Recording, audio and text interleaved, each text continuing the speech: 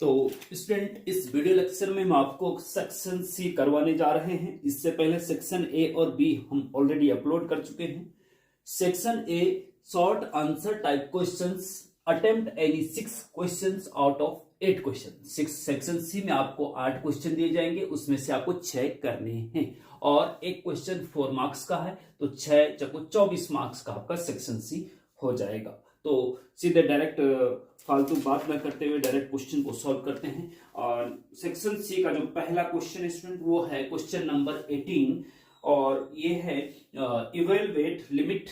आपको निकालना क्या है, देखिए लिमिट x टेंड्स टू 0 दे रखा है और sin 8x अपॉन 2x, इसको सॉल्व करके आपको आंसर बताना है क्या है। ठीक है जी, ये फंक्शन है sin 8x अपॉन 2 और लिमिट लगी है बाहर से लिमिट x टेंड्स टू 0। ठीक है, लिमिट का क्वेश्चन है। डिटेल लेक्चर इसके भी ऑलरेडी अपलोड है, फंक्शन की प्लेलिस्ट में आप जाएंगे तो वहां पे आपको मिल जाएंगे। ठीक है, अब इसको करना कैसे है, देखिए स्टूडेंट, इसको हम 2 तरीके से कर सकते हैं। जरा ध्यान से देखो, हम पहला मेथड बता रहे हैं आपको। पहले हमारे पास एक फॉर्मूला होता है, लिमिट अगर आपने पढ़ी होगी तो limit x tends to 0 sine x upon x is equal to 1 होता है। ये हमारे पास फॉर्मूला है, याद रखना होता है। ठीक है, जो साइन का एंगल है वही अपॉन में भी होना चाहिए तभी, और लिमिट x टेंड्स टू 0 ही होनी चाहिए, तब इसका मान 1 होता है। अगर साइन x की जगह थीटा है तो x की जगह सॉरी एंगल में थीटा है तो नीचे भी थीटा ही होना चाहिए, तब इसका मान 1 होता है। थीटा की जगह अगर 2x है तो नीचे भी 2x ही होना चाहिए। ठीक है, तब उसका मान 1 होता है। ये साइन लिमिट का एक फॉर्मूला है। तो अगर हम साइन 8x के नीचे 8x बना दें तो फिर ये फॉर्मूला लग सकता है ना, लग सकता है ना। तो देखिए, इसी को ध्यान में रखते हुए हम ऐसा करते हैं, लिमिट x टेंड्स टू 0, ये जो साइन 8x है ना, है? इसके अपॉन में 8x लेके आओ। क्या लाओ, 8x लाओ। तो जब अपॉन में अपनी तरफ से आप 8x ला रहे हैं तो मल्टीप्लाई भी 8x का करना पड़ेगा, है ना। और अपॉन आपका 2x तो अपना है ही। ठीक है, समझ गए बात को, आप इस बात को समझ रहे कि नहीं। ठीक है, देखिए हमने साइन 8x को 8x से डिवाइड किया क्योंकि हमें साइन का जो एंगल है 8x वो अपॉन में भी होना चाहिए, तभी ये वाला फॉर्मूला काम करता है। ठीक है, 8x से डिवाइड किया, लेकिन अपनी मर्जी से 8x से डिवाइड किया तो मल्टीप्लाई भी तो करना पड़ेगा, तभी तो बैलेंस रहेगा, है ना।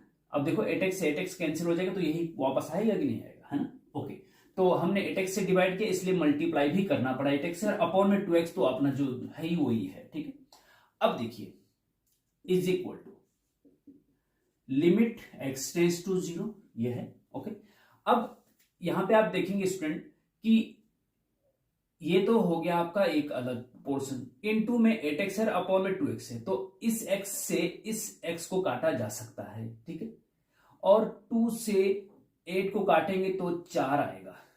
ठीक है, बचा क्या, अब बचा आपके पास sign 8x upon 8x into 4 बचा बस केवल। ठीक है, नीचे वाला सब कट गया। अब जो कांस्टेंट होता है ना, कांस्टेंट, उसको लिमिट से बाहर ला सकते हैं, तो उसको लिमिट से बाहर लेके 4 into limit x tends to 0 और अंदर बचा आपका साइन 8x अपॉन 8x। ठीक है, इज इक्वल टू 4, तो अपनी जगह पे इंटू इसकी वैल्यू 1 होती है चूंकि डिस इक्वल टू 1 होता है। ठीक है, जब ये जो एंगल है वही अपॉन में और लिमिट x टेंड्स टू 0 तो उसका मान 1 होता है साइन में। ठीक है, तो ये 1 हो गया जी पूरा, इसीलिए हमने ये किया था। और 4 इंटू 1 4 होता है, आपका आंसर 4 आ जाएगा। ठीक है, इतना समझ में आ गया। चलो ओके, अब हम सेकेंड मेथड से भी आपको बता देते हैं। सेकेंड मेथड में क्या करते हैं स्टूडेंट, देखिए जैसे आपका लिमिट x टेंड्स टू 0 है और आपके पास साइन 8x है और अपॉन में 2x है। ठीक है, अब अगर आप डायरेक्ट लिमिट रखते हैं, हाँ? अगर मैंने डायरेक्ट लिमिट का मतलब कि x की जगह x टेंड्स टू 0 है ना, तो x की जगह 0 रख दो इस फंक्शन में। अगर हम x की जगह 0 रखते हैं तो क्या हो जाएगा, साइन 8x 8x की जगह 0 और 8 इंटू 0 0, साइन 0 हो जाएगा, अपॉन में टू इंटू एक्स, 2 × 0 मतलब 0 हो जाएगा। साइन 0 की वैल्यू 0 होती है और अपॉन 0, 0/0 की फॉर्म आ रही है। तो जब 0/0 की फॉर्म या इनफाइनाइट की फॉर्म आपको मिलती है तो आप एल हॉस्पिटल रूल लगा सकते हैं, ठीक है। तब एल हॉस्पिटल रूल लगा सकते हैं। और एल हॉस्पिटल रूल क्या होता है स्टूडेंट, डिटेल में हम बता चुके हैं, प्लेलिस्ट में आप जाएंगे तो वहां मिल जाएगा। एल हॉस्पिटल रूल सिंपल ये होता है, यहां पे लिख सकते हैं बाई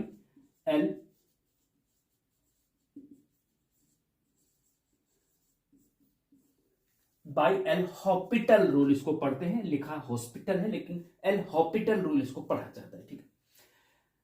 एल हॉस्पिटल रूल बोलता है कि जो भी आपका फंक्शन है आंसर हर ऊपर और नीचे, ऊपर का डिफरेंशिएशन कर दो विद रिस्पेक्ट टू एक्स और यहां लिख दो, नीचे का डिफरेंशिएशन कर दो विद रिस्पेक्ट टू एक्स और उसके नीचे उसकी जगह पे लिख दो, ठीक है। लिमिट अपना x टेंड्स टू 0 जो है वही है। एल हॉस्पिटल रूल लगाने से अंश का डिफरेंशिएशन करके यहां लिख दो, हर का डिफरेंशिएशन करके यहां लिख दो, न्यूमरेटर और डिनोमिनेटर, ठीक है। साइन 8x का डिफरेंशिएशन क्या होता है, साइन x का डिफरेंशिएशन cos x होता है, तो साइन 8x का cos 8x होगा, क्या होगा cos 8x होगा। लेकिन इनटू फिर 8x का फिर से किया जाता है भैया, 8x का फिर से किया जाता है। ये डिफरेंशिएशन की डिटेल लेक्चर आप जाएंगे तो वहां पे भी आपको मिल जाएगा, ठीक है, कि कैसे करते हैं अगर नहीं पता तो। 8x का डिफरेंशिएशन 8 होता है, x का 1 हो जाता तो 8 बचता है जी, ठीक है। ओके, अपॉन में 2x का, तो 2 तो कांस्टेंट है, x का 1 होता है तो 2 बच जाएगा, ठीक है। इतना समझ में आ गया, ओके ठीक है। इज इक्वल टू, अब देखिएगा लिमिट x टेंड्स टू 0, यहां पे आप देखेंगे 2 चौके 8, हाँ 4 आगे, अंदर ब्रैकेट के अंदर बचा आपका cos 8x, नीचे तो कुछ नहीं बचा, इंटू 4 और बच गया। अब अभी ऊपर मैंने बताया कि जब कांस्टेंट होता है, कांस्टेंट को लिमिट से बाहर ला सकते हैं, कांस्टेंट मतलब जिसमें x नहीं है, ठीक है, x बाहर लेके आएंगे, इंटू अंदर बचा लिमिट x टेंड्स टू 0 और फंक्शन बचा cos 8x, ठीक है जी। अब लिमिट लगा दीजिए, 4 इंटू, लिमिट लगाने का मतलब x की जगह पे 0 रख दो और लिमिट हट जाएगी फिर, ठीक है।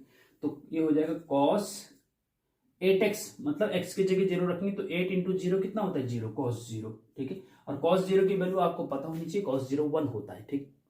साइन 0 0 होता है, cos 0 1 होता है, ठीक है। अब cos 0 1 तो 4 इंटू 1 बराबर 4, आंसर आ गया जी आपका, ठीक है। तो यहां पे भी 4 आया, यहां पे भी 4 आया, आना तो 4 ही है, आपकी मर्जी, आप जिस मेथड से आपको अच्छा लगा है उस मेथड से आप कर लीजिएगा, ओके ठीक है ना, ओके थैंक यू। तो चलते हैं नेक्स्ट क्वेश्चन पे, 4 मार्क्स का है ये, ध्यान से देखना, हाँ बहुत इंपॉर्टेंट है, और कोई दिक्कत है तो कमेंट में पूछ लीजिएगा। Next question student, question number 19, differentiate y is equal to, क्या है, y इज इक्वल टू, आपके पास दे रखा है साइन और उसका एंगल है x इंटू e की power x, sine x into e की पावर x का डिफरेंशिएशन करना है विद रिस्पेक्ट टू x, ठीक है। अब देखिए इसका डिफरेंशिएशन मतलब हमें dy बाई dx निकालना है या इसका डिफरेंशिएट करना है, तो differentiation with respect to x करेंगे बोथ साइड, ठीक है। डिफरेंशिएशन का डिटेल लेक्चर आप प्लेलिस्ट में जाके आप देख सकते हैं, नीचे डिस्क्रिप्शन में भी लिंक है डिटेल में अगर पढ़ना है तो with respect to x differentiation करते हैं, y का differentiation with respect to x क्या होता है, ये होता है जी dy बाई dx, ये तो पता ही होगा आपको, इज इक्वल टू इसका भी differentiation with respect to x करो तो d अपॉन dx लगता है आगे, है ना, और अंदर क्या रहेगा साइन x इंटू e की पावर x, या इसको चाहो तो ब्रैकेट में भी रख सकते हैं आप, ठीक है। अब साइन, आपको पता है कि साइन एक्स का डिफरेंशिएशन क्या होता है with respect x, sine x का डिफरेंशिएशन कॉस एक्स होता है, ये आपको पता होना चाहिए, ठीक है। तो जब साइन एक्स का कॉस एक्स होता है तो साइन एक्स इंटू ई की पावर एक्स का क्या होगा, कॉस एक्स इंटू ई की power x, cos x into e की पावर एक्स होगा, है ना। लेकिन जो साइन का एंगल होता है, देखो देखो यहाँ पे जो साइन का एंगल क्या है एक्स का, साइन एक्स का कॉस एक्स हो गया, फिर जो साइन का एंगल होता है उसका फिर से होता है, ठीक है।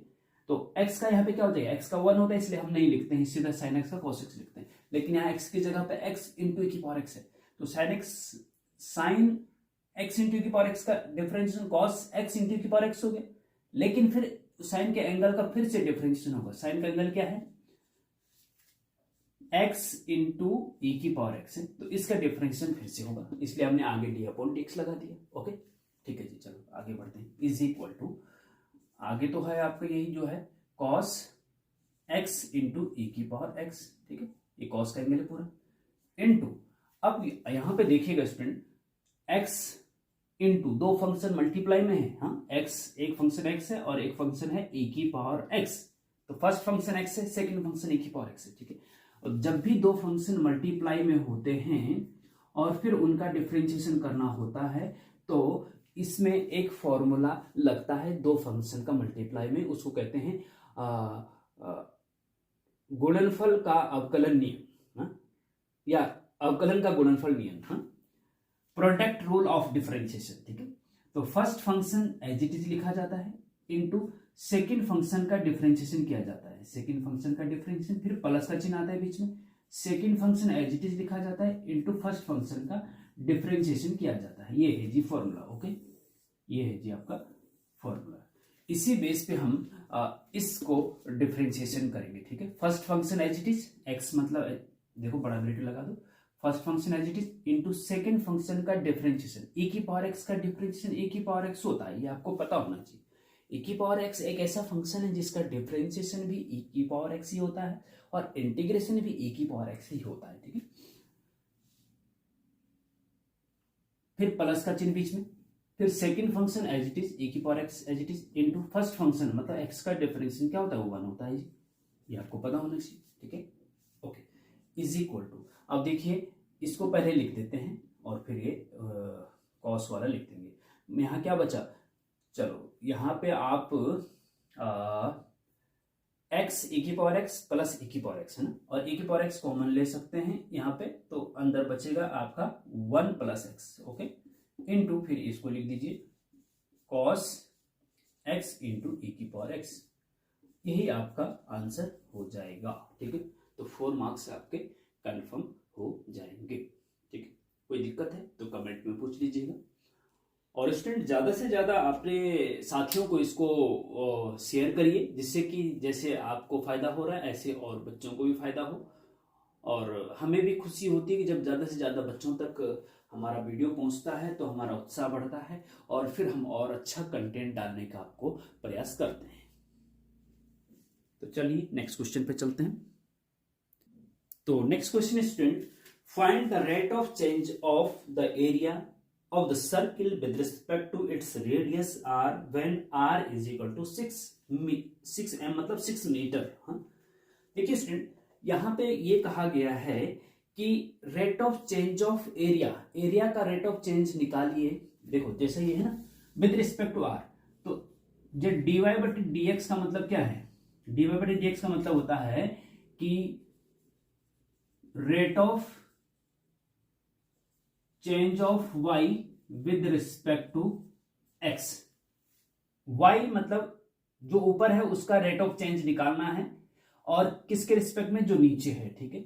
dy बाई dx का मतलब होता है rate of change of y with respect to x, ये आपको याद रखना है। और या हिंदी में बोले तो y में परिवर्तन की दर x के सापेक्ष, ठीक है। लेकिन हमें क्या निकालना है, हमें निकालना है कि सर्किल का एरिया, मान लीजिए सर्किल का एरिया ए से डिनोट करते हैं, सर्किल का area, rate of change of area, circle का एरिया, हाँ, विद रिस्पेक्ट टू रेडियस मतलब आर, तो डी आर आएगा। तो कहने का मतलब यह है कि हमें डी ए अपॉन डी आर निकालना है। इसमें क्या निकालना है, डी ए अपॉन डी आर। जैसे d y upon D r का मतलब rate of change of y with respect x, d A upon D r का मतलब क्या है, rate of change of A with respect to R. यही हमें निकालना है, क्वेश्चन में यही लिखा हुआ है, rate of change of area of circle. हाँ, सर्किल के एरिया का रेट ऑफ चेंज निकालना विद रिस्पेक्ट टू आर, उसके रेडियस के, ठीक है। अच्छा देखिए जैसे ये सर्किल है, इस सेंटर है, इसका रेडियस स्मॉल आर है मान लीजिए, हाँ, आर से डिनोट करते हैं अक्सर। तो इसका एरिया क्या होगा, सर्किल का एरिया आपको, हम वी नो दैट, हम जानते हैं कि एरिया ऑफ सर्किल इज क्या होता है, ए बराबर पाई आर स्क्वायर होता है जी, पता होना चाहिए आपको, है ना। एरिया ऑफ सर्किल क्या होता है, पाई आर स्क्वायर, है ना। सर्किल के एरिया पाई आर स्क्वायर होता है, ठीक है। ओके, अब इस एरिया का डिफरेंशिएशन करो विद रिस्पेक्ट टू आर, क्योंकि rate of change of area with respect to radius निकालना है आपको, ठीक है। तो इसका डिफरेंशिएशन करिए with respect to r, with respect to r करिए, क्योंकि डी ए अपॉन डी आर निकाला ना। हाँ, तो d A upon D R is equal to, pi तो भैया कांस्टेंट है, बाहर रहेगा, आर स्क्वायर का डिफरेंशिएशन करो, आर स्क्वायर का क्या होता है 2r होता है, ठीक है। तो ये हो गया आपका 2 पाई आर, ठीक है जी। अब वो क्वेश्चन में दिया हुआ कि जब r 6 मीटर है तो rate of change of area with respect to radius क्या होगा, डी ए अपॉन डी आर क्या होगा। हाँ, now when r is equal to 6 metre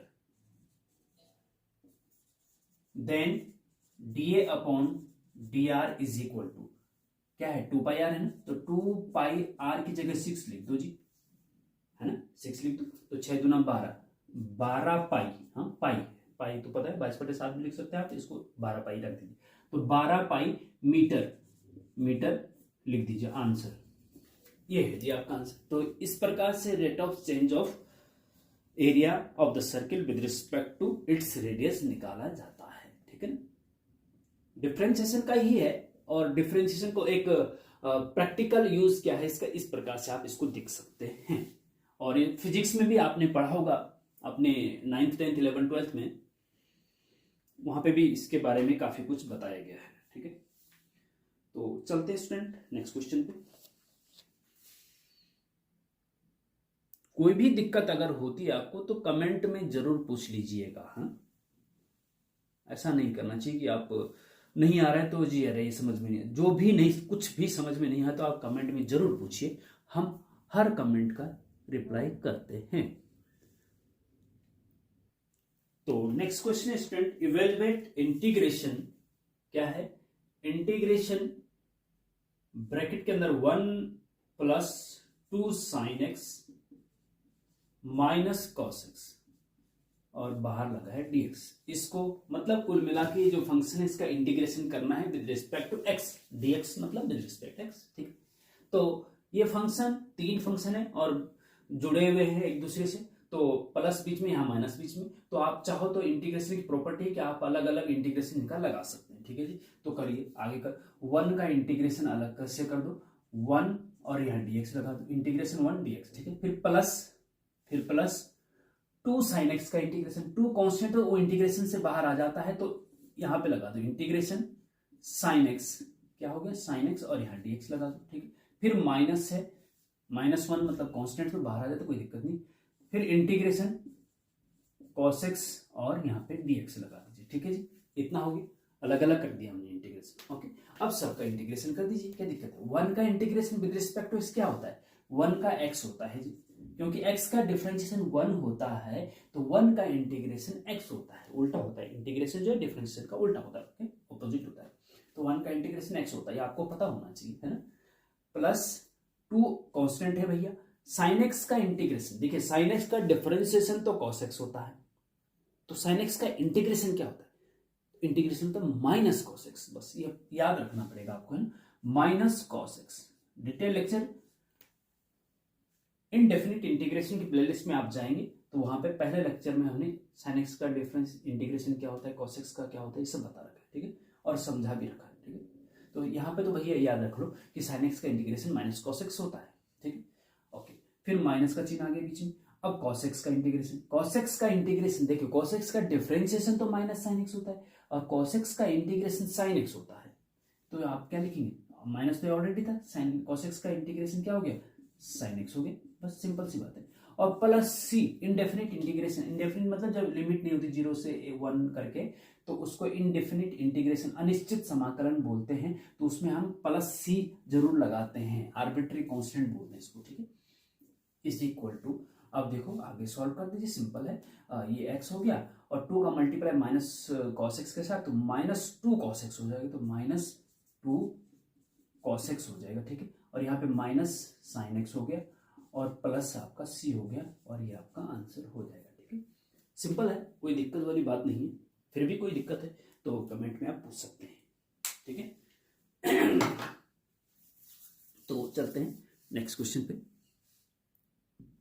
तो नेक्स्ट क्वेश्चन है student, question number 22, find the area under the curve. आपके पास एक कर्व दे रखा है y is equal to 3x² plus 2x minus 1, ठीक है, ये कर्व दे रखा है, और where 1 is less than equal to x is less than equal to 2, ठीक है, x 1 से 2 तक जा रहा है और कर्व ये दे रखा है, आपको एरिया ऑफ द कर्व निकालना है, इस कर्व का एरिया निकालना है, ठीक है स्टूडेंट। तो देखिए स्टूडेंट कैसे निकालते हैं एरिया, देखिए सिंपल, थोड़ा सा मैं आपको ग्राफिकल समझा दूं। जैसे एक्स एक्सिस ये वाई एक्सिस है, यहाँ पे ये 1 है, ये 0 है, यहाँ पे ये आपका 2 मान लो, ठीक है। अब इसका ग्राफ ड्रॉ करना अगर नहीं भी आता है तो कोई दिक्कत वाली बात नहीं, हम मान लेते हैं कि इसका ग्राफ ये है, कुछ ऐसा करके है, ठीक है। अब 1 से लेकर 2 तक का एरिया निकालना है, 1 से लेकर 2 तक का। तो 1 ग्राफ में ये जो कर्व है, ये इसका 1 कहाँ पे है, यहाँ पे है, ठीक है, यहाँ पे है, और 2 कहाँ पे है, यहाँ पे है, ठीक है। अब इस कर्व द्वारा घेरा गया कर्व और एक्स एक्सिस और 1 और 2, 1 और 2 और ये एक्स एक्सिस और एक कर्व के द्वारा घिरा क्षेत्रफल ये हो गया, ठीक है। इसका एरिया निकालना होता है, ठीक है। ये हम डिटेल लेक्चर इसका बहुत गजब का बना रखा है, आप डेफिनेट इंटीग्रेशन की प्लेलिस्ट में आप जाएंगे तो वहां पे ये वाला लेक्चर मिल जाएगा, और इंडिविजुअल भी मैं इसका डिस्क्रिप्शन में लिंक दे दूंगा, उसको जरूर देखिएगा, बहुत गजब का लेक्चर है।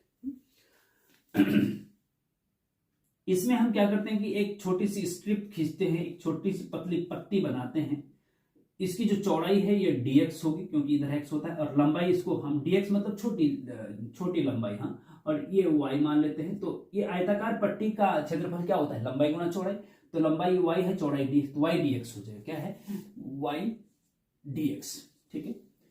अब ये पट्टी जो है y dx यहां से लेकर यहां तक ले जाएंगे तो 1 से लेकर 2 तक ले जानी पड़ेगी, तो 1 से लेकर 2 तक ले जाने के लिए इंटीग्रेशन 1 to 2 लिखना पड़ता है, बस यही इसका क्षेत्रफल है, यही एरिया है, क्या है, area. Area is equal to integration 1 to 2 y dx। ये मेन मैं समझाने की कोशिश कर रहा हूं तो उस प्रकार से है, और नहीं समझ में यहां पे आ रहा है तो आप डिटेल लेक्चर देखेंगे। और यहां सिंपल करना क्या है कि जब भी आपको बोला जाता है कि find the area of the curve, इस कर्व का एरिया निकालो, तो इस कर्व का एरिया निकालना है तो y dx लिखना पड़ता है बस, और लिमिट, हाँ, y बराबर समथिंग है तो y की जगह लिख देंगे, तो y dx सब में आएगा, जिस भी कर्व का एरिया निकालना तो वहां y dx ही आएगा, और लिमिट वो लगेगी जो यहाँ पे दे रखी होती है। अगर यहाँ पे 2 से 3 दे रखा है तो 2 से 3 लिखेंगे, अगर 4 से 5 दे रखा है तो 4 से 5 लिखेंगे, यहाँ 1 से 2 ले रखा तो 1 से 2। हाँ, इंटीग्रेशन एरिया, जब इंटीग्रेशन का मेन काम एरिया निकालना ही होता है, ठीक है। तो इंटीग्रेशन 1 से 2 y dx, 1 से 2 कहां से लिखा, ये है जी, y dx तो लिखना ही है, सब जगह लिखना है, ठीक है। तो एरिया निकल गया, बस कुछ नहीं करना। अगर और भी कुछ समझ में नहीं आ रहा आपको कि ये कैसे कैसे क्या हुआ, ठीक है, ये तभी समझ में आएगा जब आप डिटेल लेक्चर देखेंगे। इंटीग्रेशन 1 से 2, y की जगह पे ये सब रख दीजिए, y की जगह पे क्या रखो, 3x² प्लस 2x माइनस 1 और dx लगा दो पीछे से, ठीक है, समझ में आ गया, ओके। अब आगे बढ़ते हैं, इसमें हम क्या करेंगे कि इंटीग्रेशन कर दो भैया अंदर वाले का, ठीक है। कैसे करो, इंटीग्रेशन कैसे करते हैं, देखिए 3 तो भैया कांस्टेंट है, इंटू x² का इंटीग्रेशन क्या होता है, x² का, हाँ, तो x² का इंटीग्रेशन क्या होता है, जो x की पावर 2 का इंटीग्रेशन क्या होता है, इंटीग्रेशन में हम क्या करते हैं कि जो पावर होती है उसको 1 बढ़ा देते हैं, 2 की जगह 3 कर देते हैं, और जो 3 पावर बढ़ के हुई उसी को अपॉन में भी लिखते हैं।